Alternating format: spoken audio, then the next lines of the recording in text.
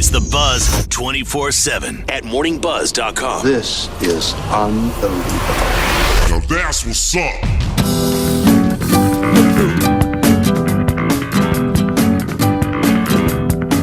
You know, as much as the keyboards are such a part of this song with Yes, and Rick Wakeman, who's going to be joining us in a couple minutes, I love the bass. Oh, absolutely. I just love the bass in the song.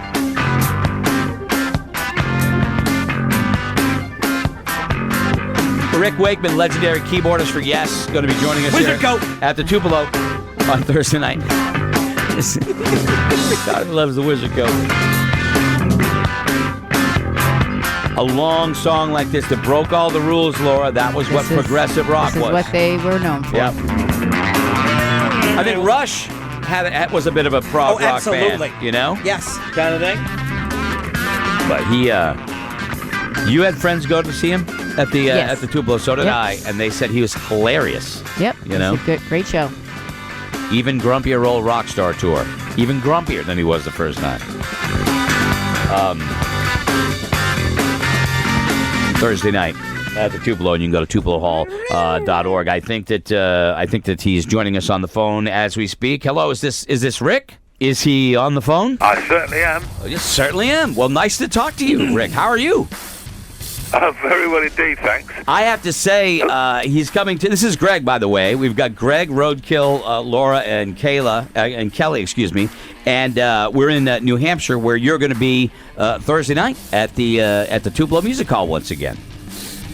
Yeah, I'm looking forward to it very much. We have some friends, Laura and I, that went and saw you the last time you played there, and they absolutely loved the show. Said that you were not only a great performer, but also very, very funny, which is kind of cool because the name of this tour, the Even Grumpier Old Rock Star Tour. Yep. How can you be more grumpy? Is it because you lived through COVID? You went through COVID? That would make everybody grumpy, I would think. Well, I've had. We were going to originally call the tour Grumpy Old Rockstar Tour Continued kind of thing, right. Which was meant to happen 2 years ago. But then, of course, with the COVID, it just kept getting postponed. And then when my promoter, Larry, said, okay, we are finally 100% on for October 2021. The Grumpy Old Rockstar Tour will continue. And I said, listen, after 2 years of this, I'm now even grumpier. He said, all right, we'll call it the Even Grumpier Old Rockstar Tour. I said, thank you, that'll do. Yeah, 'cause it's been a strange time. Hey, I have to ask because it was difficult for everybody going through, the last couple of years when a lot of people couldn't get out and couldn't, play live or performers couldn't perform. Yeah. There were so many things and really extended past, just entertainment and music. But a lot of performers in different forms couldn't go out and perform. How did you cope with that? Were you able to do it well, or did you find it difficult? I find it very difficult, to be honest with you. I mean, I'm a people person. I love meeting other musicians and playing with friends of mine and putting stuff together with other musicians. And I know you could do certain stuff online, but it is not the same. It is not the same at all. And I really missed playing. And as the lockdowns went on and on more, the more I realized how much I missed playing. In fact, when this tour was finally confirmed that it was going to go ahead, I phoned up a club in London called Ronnie Scott's Club. They're great friends of mine. I've known them for years. I knew the late Ronnie Scott very well indeed. And I said, have you by any chance got a night I can just come down and play? Because I need to walk out. And they said, well, we've got just had a cancellation from an act due to come in from America, and they're not coming now because of their restrictions. Right. And he said, I can, if you want to. He said, it's next week, so there's no time to advertise. I said, don't make this. He said, I'll give you 3 nights. Come down and play the piano. I said, love to. So I went down for 3 nights. It wasn't planned, but on the first night I walked out onto stage, and I walked up to the mic, and it was so strange. And I just said, look, there's people. And it was so weird seeing people down there. And somebody shouted back, yeah, there's somebody on stage. And that's what it's all about, because you realize you're all one and the same. It's funny. And it was... Well, no, I was just going to say that we were talking about it. We just started going back to live appearances and things like that in our jobs, and these guys were out over the weekend, and they were talking about it just felt so good to be out there and be amongst people, and it's on both sides of the stage, those on and off it, I would imagine. Yeah, I mean, I am generally a people person. I mean, the shows that I do, these one-man shows, are very much based on, excuse me, on what I glean from people who come to shows and audiences. I mean, I do the old theatre thing, so I do. As well as music, I do a bit of acting and stuff and that as well. And one of the actors' tricks when you do in theatre is after the show, you do what they call in England notes, where you in your dressing room, the producer might come in or the director, or you might be on your own, and you'll just write down everything that you remember that you thought was good, things that you thought could have been better. Right. What you write them down because you never remember the next day. Right. And then what you do at the end of a run or the end of a tour, you look at them, of people you spoke to and all that kind of thing. And it was very interesting. I've been doing that at shows for years now. And then at the end of a tour, I look and I go, hold a minute, 20-odd people at different shows said, why don't you play that piece? And you think, I've never played that piece. Maybe I should have a look at it. Yeah. And you have a look at it, and sometimes it really works. I can throw that in. That really works. Right. And so over the years, basically, my shows are made up of what people have said or suggested over the years. I would imagine Rick Wakeman on the phone. She's going to be Thursday night at the Tupelo Music Hall. Legendary keyboardist for Yes. He's played with so many great performers. I would imagine with a catalog as rich as yours, Rick, you must rediscover your own music in a way from time to time, yeah? Yeah, I do, and I have to be honest with you, adapting some of it for piano, I've got a couple of keyboards this time as well, but adapting it for piano is interesting as well because you find out what pieces are adaptable and what pieces aren't. Right. And that's great fun to do. It's almost like learning your own stuff again. I believe it or not, one of the hardest things is actually with the stories and the anecdotes because it drives me mad. All the do-gooders, so-called political correctness. Right. You're right. You're so. I mean, I collect batches of stories and I write a lot of stuff, and then I look at it all. I mean, I like I had about 50 that I thought, oh yeah, I can throw that into. And then you look at them again, you go, I can't tell that. It's not offensive, right? But there'll be people who say you can't say that. Of course. Can't do that. It's true. And that's the problem because there'll always be somebody who'll be offended. Yeah.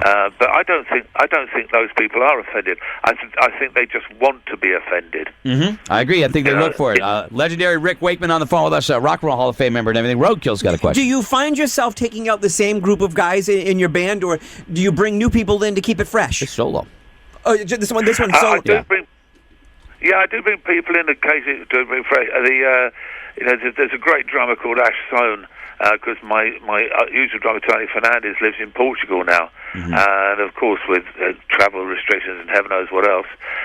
When I did the Red Planet album, I brought Ash Sohn into the fold, who's been absolutely unbelievably brilliant. He's a great drummer, well in demand. And singer-wise, I'm going out doing some prog rock shows next year around the UK and Europe, and one of the things in order to freshen up the whole show, apart from doing stuff from the Red Planet, but doing all the old classic stuff, I've brought in, for a change, a girl singer, great, phenomenal girl singer called Hayley Sanderson.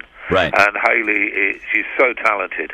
One of the things that enables me to do a lot of the songs that I can't normally do because they can't be sung by a guy. Because I had quite a few songs that were sung by the likes of Shaka Khan and a few others. And suddenly you go, great, I can throw those in the set, throw those in to do. So it does. Roadkill's right. It does help to freshen up. David Bowie was the king of that. Yeah. He just freshened his band up all the time. It was brilliant. Hey guys, need to trim up your downstairs a bit? Then check out manscaped.com. 2 million men have already done it. And right now, you can get 20% off and free shipping. Use the code MORNINGBUZZ at manscaped.com. 20% off and free shipping right now at manscaped.com. Code word MORNINGBUZZ. Was there anybody, you mentioned Bowie, I know you worked with him, you worked with Al Stewart, you worked with a lot of luminaries. Is there anybody that you, I don't know, I mean, somebody that you worked with, Rick, that just left a lasting impression on you that you still feel today? Well, certainly you mentioned David Bowie. It definitely left a huge, lasting expression. Everything. He was probably the most influential person I ever worked with, David. Mm-hmm. I mean, he was really tremendous. I mean, there are some. I mean, I would love to have worked with John Lennon. Yeah. I would love to have done something with I really would have done. I mean, I got to meet him, which was lovely. Mm-hmm. But to have actually worked on a piece of music of his, I would have enjoyed that. With the progressive, Yes was such, one of the greats in progressive rock. There have been other bands that have been, in sort of, I guess, kind of characterized in that category. But when you listen to, I listen to bands like that are out today, bands like Tool and things like that, and I kind of put them in like a modernized prog rock kind of category too. Do you see anybody that's out like now, younger artists that kind of are in that same sort of genre, if you had to put them in it? Well, it's interesting because I think basically for me prog is breaking the rules. Right. It was prog was the first what I call brave element of rock music that said no, we're not going to make formatted records. I mean, if you go back to the 60s, especially in the UK, right? I'm talking about British prog rock more than anything else here. In the UK, everything was formatted. Records were formatted. There was intro, verse, chorus, chorus, and out. Mm-hmm. And it was all that all the time. And a few of the musicians went, we don't want to do that. Yeah. But the record companies went, yeah, you've got to do that. And there was a sort of a feeling, well, if there's enough of us that say, no, we're not going to, then you're going to have to listen to us. And that's what really created the album and the singles market in the UK.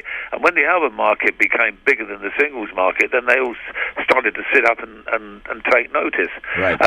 But what happens now is it's great listening to the radio anywhere in the world. It's not formatted at all.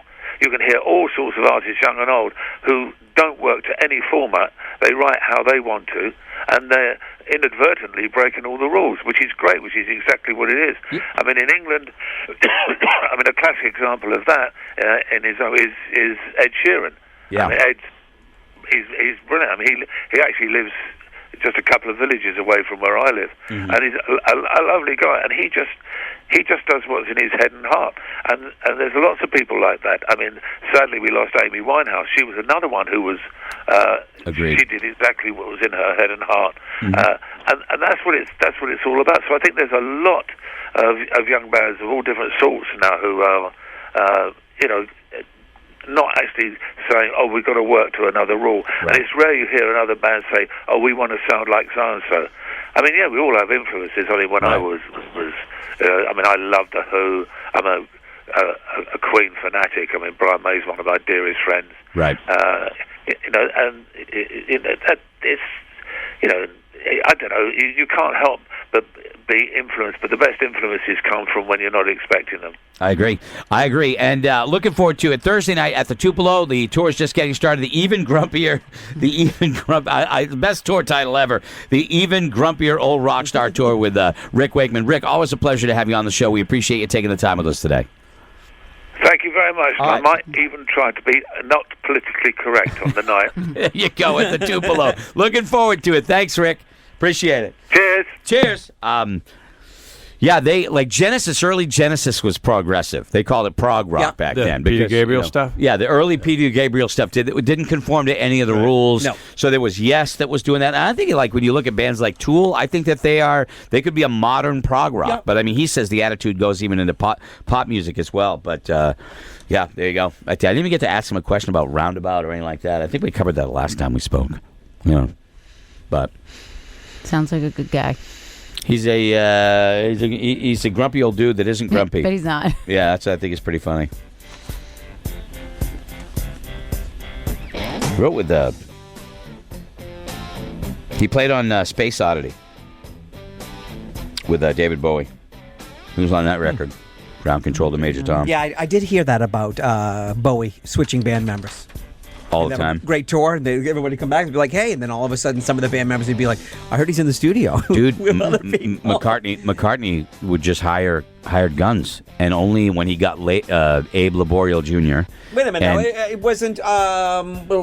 Is this pre-Wings? Let's go, because wasn't Wings. Wings. Wings were hired guns, man. Wings were hired guns. Ask Denny McLean.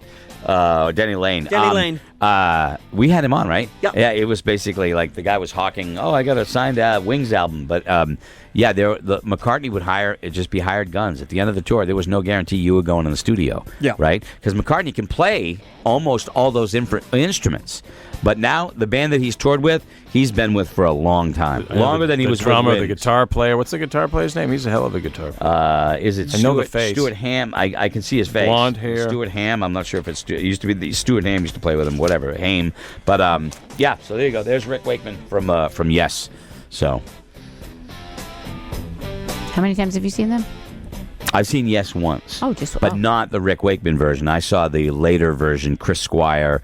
I think was in. Well, I don't even know. I think it was the Chris Squire. John Anderson was not singing with him. They had a replacement for John Anderson. See, I would have liked to have seen. They did one tour where they brought both lineups, new and old. Right. So anyway, okay. So go enjoy the show at the Tupelo, and thanks for checking out the Buzz 24/7, everybody. We will see you tomorrow.